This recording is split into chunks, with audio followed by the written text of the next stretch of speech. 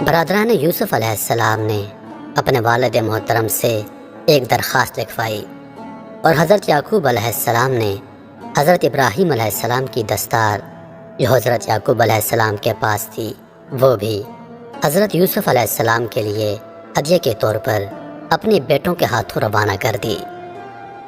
تمام بھائی والد صاحب کی وصیت کے مطابق مختلف دروازوں سے مصر میں داخل ہو کر مہمان سرائی میں پہنچے اور رات گزارنے کے بعد صبح کو عزیز مصر کے دربار میں حاضر ہوئے۔ حضرت یوسف علیہ السلام کو خبر ہوئی کہ وہ عبرانی مہمان آ گئے ہیں، تو آپ علیہ السلام نے ان کا شاندار استقبال کیا۔ انہوں نے والد کا تحفہ، دستار اور اس کے ساتھ درخواست آپ کی خدمت میں پیش کی۔ آپ علیہ السلام نے اپنے نوکروں سے فرمایا کہ ان کی خوب عزت اور خاطر مدارت کرو۔ پھر حضرت یوسف علیہ السلام نے ابا جان کے تمام حالات معلوم کر لیے۔ جب کھانے کا وقت ہوا تو حضرت یوسف علیہ السلام نے فرمایا کہ ایک ایک دسترخوان پر دو دو بھائی بیٹھو۔ سب بھائی دو دو ہو کر بیٹھ گئے اور بنیامین اکیلا رہ گیا۔ ایک دسترخوان بنیامین کے آگے رکھا گیا تب وہ آپ دیدہ ہو گیا۔ یہ سب کچھ حضرت یوسف علیہ السلام پردے کے پیچھے سے دیکھ رہے تھے۔ آپ علیہ السلام شفقت برادری سے بہتاب ہو گئے اور بنیامین کو اندر اپنے پاس بلا لیا اور ان کو تسلی دی اور فرمایا کہ میں تیرے گمشدہ بھائی یوسف کی جگہ ہوں۔ بنیامین نے کہا کہ آپ کا مرتبہ تو عالی ہے، لیکن اگر عزیز کی نسبت ابراہیمی ہوتی تو تب یہ حسرت مٹ سکتی تھی۔ اب حضرت یوسف علیہ السلام نے اپنا تمام تعارف کرایا اور فرمایا کہ یہ راز اپنے بھائیوں سے پوشیدہ رکھنا جب تک کہ یہ اپنی غلطی کا اقرار نہ کر لیں۔ بنیامین کہنے لگے جب مصر سے باہر ہرگز نہیں جاؤں گا، اب تو میں آپ کی لمحہ بھر جدائی بھی برداشت نہیں کر سکتا۔ چند روز قیام کرنے کے بعد جب یہ لوگ رخصت ہونے لگے تو حضرت یوسف علیہ السلام نے حکم فرمایا کہ ان کے اونٹوں کو اتنا لا دو جتنا وہ اٹھا سکیں، اور ساتھ ہی بنیامین کو روکنے کے لیے کوئی بہانہ تلاش کر رہے تھے۔ آپ علیہ السلام نے اپنے ہوشیار ملازموں کو ارشاد فرمایا کہ چپکے سے شاہی پیالہ بنیامین کے سامان میں رکھ دو۔ پھر جب انہیں ان کا سامان ٹھیک کر کے دے دیا گیا تو اپنے بھائی کے سامان میں پیالہ رکھ دیا۔ پھر ایک آواز دینے والے نے پکار کر کہا، اے قافلہ والو، تم لوگ چور ہو۔ انہوں نے اس کی جانب منہ پھیر کر کہا، تمہاری کیا چیز کھو گئی ہے؟ جواب ملا کہ شاہی پیالہ گم ہو گیا ہے، جو کوئی اسے لائے اسے ایک بوجھ کا غلہ ملے گا، اور میں اس وعدے کا ضامن ہوں۔ انہوں نے کہا، خدا کی قسم تم خوب جانتے ہو کہ ہم زمین میں فساد کرنے نہیں آئے اور نہ ہی ہم چور ہیں۔ انہوں نے کہا، چور کی سزا کیا ہے اگر تم جھوٹے ثابت ہو گئے؟ انہوں نے جواب دیا کہ جس کے سامان سے پیالہ مل جائے وہی اس کی جزا ہے، ہم لوگ یہی سزا دیا کرتے ہیں۔ یہ نیا حادثہ سن کر برادران یوسف سکتے میں آ گئے اور کہنے لگے، تم ہمیں اچھی طرح جانتے ہو اور ہماری عادتوں سے خوب واقف ہو چکے ہو۔ ہم فساد برپا کرنے والے نہیں کہ دوسرے ملک میں آ کر چوریاں کرتے پھریں۔ شاہی ملازموں نے ان پر حجت قائم کی کہ اگر تم جھوٹے ثابت ہو گئے تو پھر کیا ہوگا؟ کہنے لگے، دین ابراہیمی کے مطابق اس کی سزا یہ ہے کہ چور کو اس کے سپرد کر دیا جائے جس کا مال چرایا ہے۔ اس طرح حضرت یوسف علیہ السلام اپنے مقصد میں کامیاب ہو گئے اور بنیامین کے اسباب سے پیالہ برآمد کر لیا۔ تلاشی بھی اس طرح لی گئی کہ بنیامین کا سامان درمیان میں رکھا گیا۔ پہلے دوسرے بھائیوں کے سامان کی تلاشی لی گئی، درمیان میں حضرت بنیامین کے سامان کی تلاشی لی گئی تاکہ کسی کو اس بارے میں شبہ نہ ہو۔ پھر حضرت یوسف علیہ السلام نے بنیامین کو روکنے کا حکم صادر فرمایا۔ یہ وہ تدبیر تھی جو اللہ تعالیٰ نے آپ علیہ السلام کو سکھائی، اور چونکہ تمام بھائی متفقہ طور پر خود ہی فیصلہ کر چکے تھے، اس لیے آپ علیہ السلام نے انہی کا فیصلہ صادر فرمایا۔ جب بنیامین پر چوری ثابت ہو گئی تو اس کے بھائی غصے میں آ کر کہنے لگے اس کا بھائی بھی چور تھا۔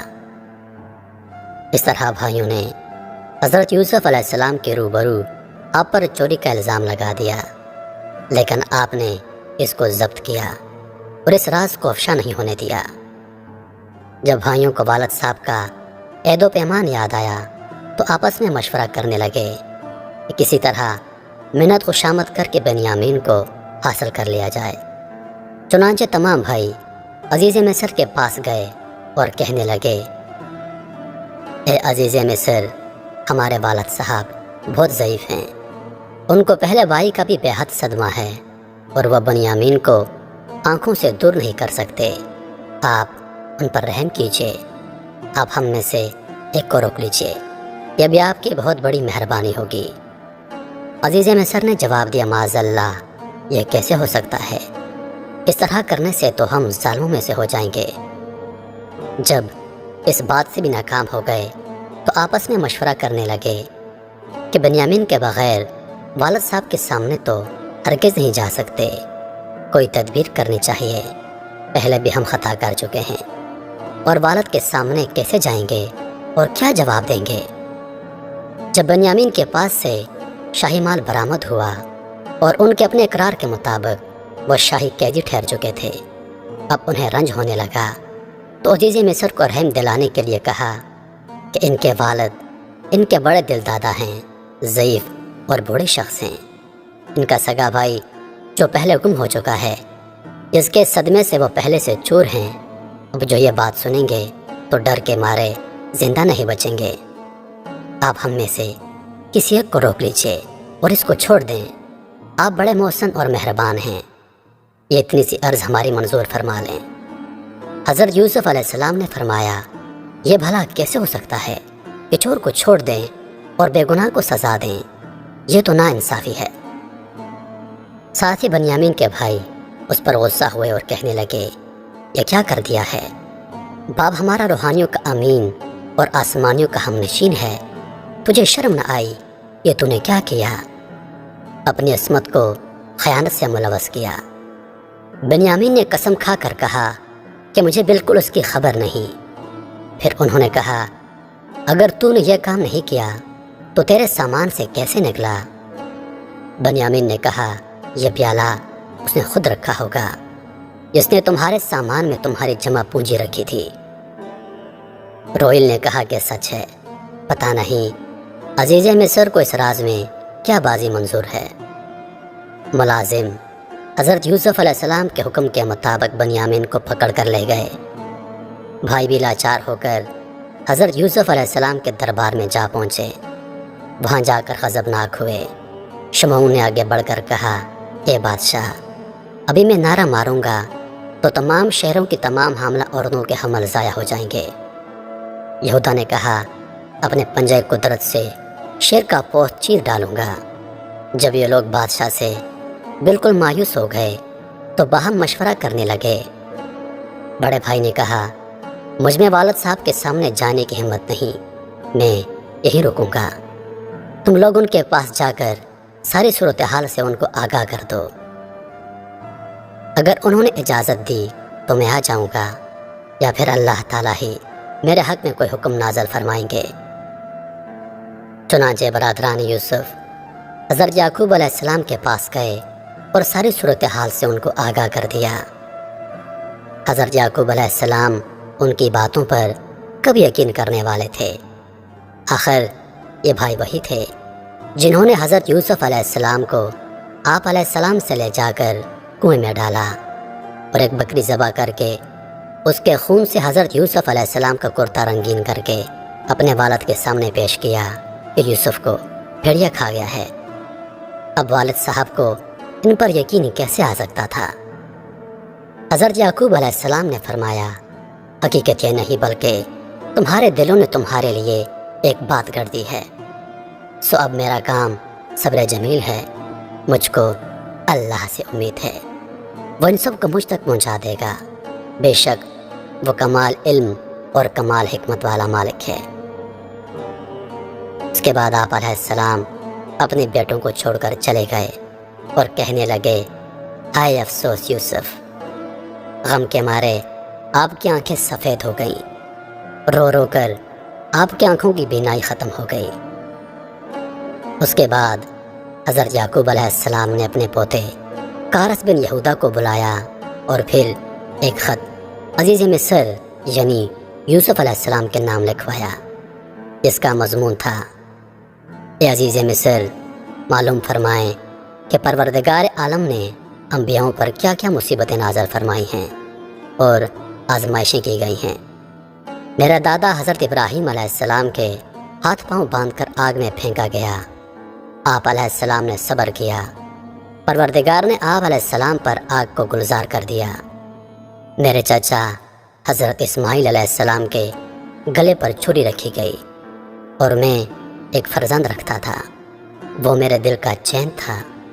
اس کے بھائی اس کو جنگل کی طرف لے گئے، پھر اس کا کرتا خون آلود کر کے مجھے دکھا دیا کہ اس کو بھیڑیا کھا گیا ہے۔ اور میرا دوسرا فرزند جو اس گمشدہ کا حقیقی بھائی تھا، جس کے دیدار سے دل کو تسلی ہوتی تھی، اس کے بھائیوں نے بیان کیا ہے کہ اس نے چوری کی ہے اور چوری کے الزام میں اس کو عزیز مصر نے بند کر دیا ہے۔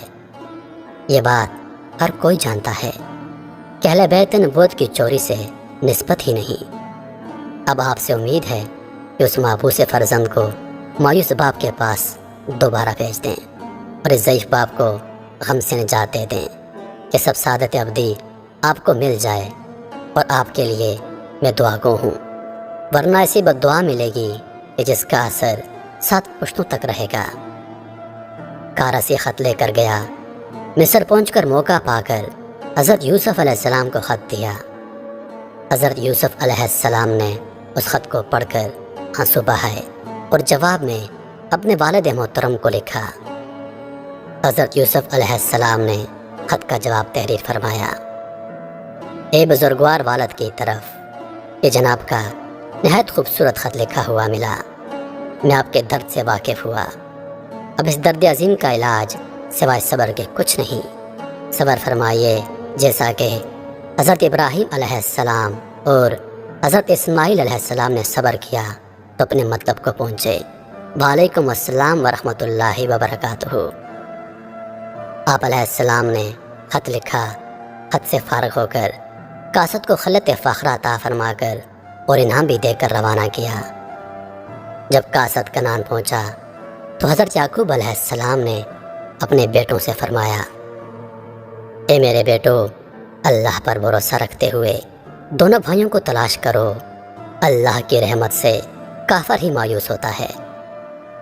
اپنے والد محترم کی نصیحت سن کر تمام بھائی مصر روانہ ہو گئے اور عزیز مصر کے سامنے اپنی خستہ حالت ظاہر کی اور کہا کہ قحط سالی نے ہمارے خاندان کو پریشان کر رکھا ہے، اب ہمارے پاس کچھ نہیں رہا کہ ہم غلہ خریدیں، اور جو ردیف اور کھوٹی چیزیں جو کہیں بھی نہیں لگتی تھیں وہ لے کر حاضر ہوئے ہیں، اور کہا ہم کو پورا دے دیجیے اور ممکن ہو تو کچھ اپنے پاس سے صدقہ کر دیجیے۔